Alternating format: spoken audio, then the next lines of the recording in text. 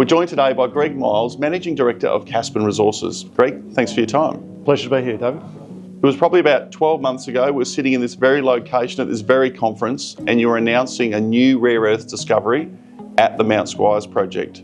Fast forward, what have we achieved and what have been some of the highlights of the project?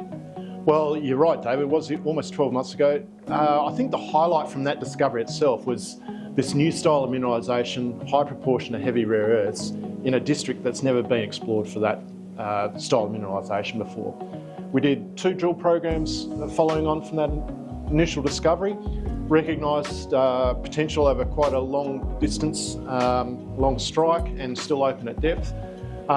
And we did some early mineralogy that recognised that the type of rare earth minerals that we had found were the conventional ore minerals. So it gave us a lot of confidence, but I think what we really needed was a strategic partner, and that's where we've gone with just recently.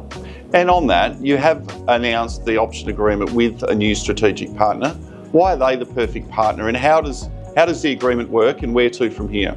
So it's an option agreement with Australian Strategic Materials, or ASM. They're a rare earth developer, got the Dubbo project, going through the various development and funding phases at the moment. So they're a specialist rare earth company, a lot of expertise and intellectual property.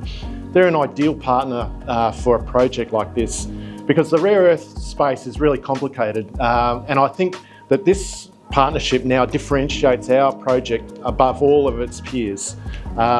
We can utilise ASM's expertise to work out the economic potential of the mineralisation at our Duchess prospect, and from there, if successful, well, we've got pretty much the entire province to go and explore. So I think it could work out really well for both parties. And where to from here? What does the next 12 months look like for Caspin and its shareholders? What should they be focusing on? Well, I guess we're still working at our Mount Squires project, but we're maintaining our focus on the nickel copper PGE opportunities out there. We've got some interesting programs coming up on that front. We've got some government funding to go with that. So that'll continue to be a focus at both our Mount Squires and our Yarrawinda project. This chat's been all about Mount Squires, but clearly you've got Yarrawinda. What's happening there? And again, what should investors be focusing on? Well, again, we've got some government funding, West Australian EIS funding to drill our Brassica prospect. We did a moving loop survey there earlier this year. So I guess the key to Yarrawinda is to look for high-grade, massive nickel copper sulphide. Moving loop survey, ideal for that sort of targeting.